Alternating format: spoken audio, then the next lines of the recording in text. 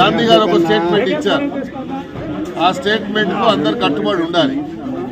కానీ గాంధీ గారి ఇంటికి వచ్చి మేము జెండా ఎగరేస్తాము, గాంధీ గారి ఇంటికి వచ్చి మేము భోజనం చేస్తాము, పిలువని పేరెంటానికి వస్తాడు. ఎవడన్నా పిలియన్ పేరెంటానికి ఎందుకు వస్తాడు? కాబట్టి గాంధీ గారి అనుమతి లేకుండా ఎవరింటికైనా, గాంధీ అనే కాదు, గాంధీ అనే కాదు, ఇంకెవరైనా పర్లేదు, ఎవరైనా ఇంటికి వెళ్ళాలంటే ఆ ఇంటిలో ఉన్నటువంటి ఓనర్ యొక్క అనుమతి అవసరం. ఓనర్ పర్మిషన్ లేకుండా మీరు ఆ ఇంటికి పోవడం అనేది పూర్తిగా చట్టబద్ధంగా అది విరుద్ధం అవుతుంది. కాబట్టి అందుకనే గాంధీ గారు చెప్పారు, నువ్వు వస్తావు కాబట్టి నువ్వు మంగళారతి వాళ్ళ ఇంటికి పోతావని చెప్పాడు. కానీ మళ్ళీ ఈ రోజు మళ్ళీ అదే రెచ్చగొట్టే విధంగా నేను హరీష్ రావు గారిని అడుగుతా ఉన్నా. ఎందుకంటే హరీష్ రావు అంటే నాకు చాలా గౌరవం. మీరు హరీష్ రావు గారు ఇలాంటి సంస్కృతికి మీరు తెర లేపదలుచుకున్నారా? ఇలాగే రాజకీయం చేయాలి అని మీరు ఆలోచించుకుంటే మీరు స్టేట్మెంట్ ఇవ్వండి. దాని ప్రకారంగా నేను మళ్ళీ దాని జవాబు చెప్తాం. కాదు అనుకున్నప్పుడు మీరు అన్నట్టుగా ప్రాంతీయ విద్వేషాలకు తెరలేపింది ఎవరు? గాంధీ గారు ఒక ఆంధ్ర ఎమ్మెల్యే అని మీరు ఓట్లు వాళ్ళే కావాలి, వాళ్ళ దగ్గర బిజినెస్ ఉంటే వాళ్ళ డబ్బులు కావాలి, వాళ్ళతో బిజినెస్ చేయాలి. ఇప్పుడేమో వాళ్ళు ప్రాంతీయమని ప్రాంతీయ ఆంధ్రవాడని చెప్పి అంటున్నారు. కాబట్టి మా ముఖ్యమంత్రి గారు కానీ మేము కానీ డిమాండ్ చేస్తున్నాము, ఇది పార్టీ నిర్ణయం అయితే మీరు పార్టీ ప్రకారంగా ప్రకటించండి. మీరు రాష్ట్ర ప్రజలకు అన్కండిషనల్ గా, రెండు రాష్ట్రాల ప్రజలకు అన్కండిషనల్ గా అపాలజీ చెప్పండి. లేదు ఇది వ్యక్తిగతంగా కౌశిక్ రెడ్డి ఇచ్చిండు, కౌశిక్ రెడ్డి స్టేట్మెంట్ అయితే కౌశిక్ రెడ్డిని సస్పెండ్ చేయమని డిమాండ్ చేస్తున్నాం. రెండోది, గాంధీ గారు ఎప్పుడు కూడా ఎలాంటి విద్వేషపూర్వకమైనటువంటి మాటలు కానీ, రెచ్చగొట్టే మాటలు కానీ, చాలా సామరస్యంగా ఓ సాముడిగా పేరున్నటువంటి వ్యక్తి. అలాంటి వ్యక్తి మీద ఇలాంటి అనుచితమైనటువంటి వాక్యాలు మాట్లాడడం కానీ, అలాంటి వ్యక్తిని రెచ్చగొట్టే విధంగా మాట్లాడారు కాబట్టి ఆయన రెచ్చిపోయి మాట్లాడారు తప్ప ఆయన ఎక్కడ కూడా అన్పార్లమెంటరీ వాడలేదు. ఏ లాంగ్వేజ్ అయితే వాళ్ళు మాట్లాడారో దానికి నేనే మీ ఇంటికి వస్తాను, మీరు ఎందుకు నా ఇంటికి వచ్చుడు, మీరు మంగళారతులు ఇస్తానని మంగళారతులు ఇవ్వకుండా రాళ్ళు లేకుంటే ఇంట్లో మీదకి తొట్టులేసుడు వాళ్ళు లేపారు. మరి ఆ సంస్కృతికి వారు తెరలేపారు. కాబట్టి మీరు దీనికి సిద్ధంగా ఉన్నారని చెప్పి మీరు ప్రకటించండి. దాని జవాబు మేము ఎక్కడ చెప్పాలనో, ఎప్పుడు చెప్పాలనో చెప్తాము.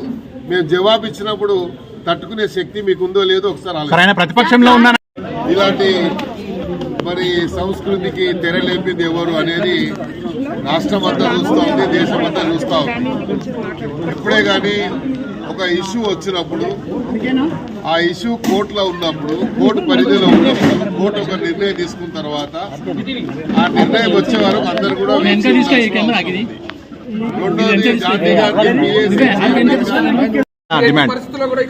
ఇప్పుడు కండువా ఇప్పుడు కట్టుకోవాలి, ఎప్పుకోవాలా లేదా అని ఎక్కడ లేదు, రాజ్యాంగం ఎక్కడ లేదు.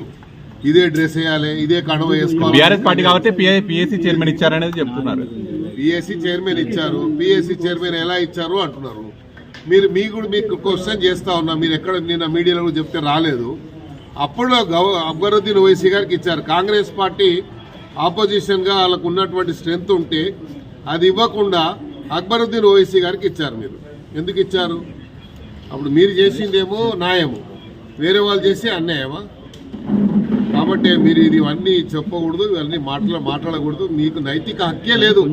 చేర్చుకున్న వాళ్ళు ఎందుకు చేర్చుకున్నారని, మరి ఇంకా రకరకాల మాటలు మాట్లాడని.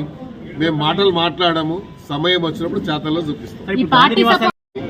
ఆయన బ్రేక్ఫాస్ట్ పిలిచాడు, నేను బ్రేక్ఫాస్ట్కి వచ్చాను, బ్రేక్ఫాస్ట్ చేసి పోతాను.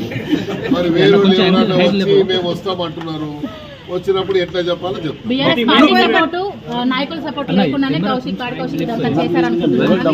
నేను చెప్తున్నా కదా, వాళ్ళు ఏం చేస్తున్నారంటే ఒక మనీ ఇది పెట్టి ఆయన రెచ్చగొడుతుంటే రెచ్చిపోతున్నాడు. మాకు తెలుసు కౌశిక్ రెడ్డి కెపాసిటీ ఎంత ఉందో, ఎవరికి ఎంత కెపాసిటీ ఉందో మాకు తెలుసు. మేము అన్ని చేసి ఈడి దాకా వచ్చినాం. మళ్ళా నేర్పియొద్దు మాకు, రోడ్ల మీద నేర్పియొద్దు అని దయచేసి సహచర ఎమ్మెల్యేగా ఉన్నారు కౌశిక్ రెడ్డి. అప్పట్లో సహచర ఎమ్మెల్యేగా ఉన్నారు.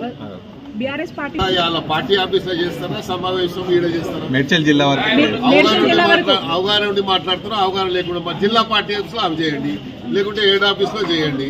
విస్తృత సమావేశం అంటే మొత్తం అందరు రావాలి కదా, అందరు రావడానికి గాంధీ ఇల్లు దొరికినది. ఇన్ని రోజులు ఎందుకు చేయలేదు? హరీష్ రావు ఇల్లు లేదా, మరి ఇంకో ఇల్లు లేదా చెప్పండి. ఇప్పుడు మీరు సహచర ఎమ్మెల్యేగా గతంలో కూడా కౌశిక్ రెడ్డి గవర్నర్ మహిళ పైన ఆరోపణ చేశారు, అట్లనే ఇప్పుడు కూడా చేశారు. ఆయన వ్యాఖ్యలను ఎట్లా చూస్తారు? ఎందుకు ఆ రకంగా వైఖరి ఉంది? గవర్నర్ దాని గురించి ఏం మాట్లాడినా మీకు తెలుసు. ఆయన ఇచ్చిందని మర్చి పెట్టుకోని అది మాట్లాడారు. ఆడవాళ్ళంటే గౌరవం లేదు, ఆడవాళ్ళంటే గాజులు వేసుకునే వాళ్ళే అని అనుకుంటున్నాడు. వాడు ఆడవాళ్ళ శక్తి తెలియదు ఇంకా ఆయనకు. ఆడవాళ్ళ శక్తి చూపిస్తే మళ్ళీ కౌశిక్ రెడ్డి కూడా తిరగాడు. మా దగ్గర ఎట్లా ఉంటే ఆడవాళ్ళు ఉన్నారంటే ఒక్కసారి వదిలితే చాలు, ఇక ఏముండవు పై మీద.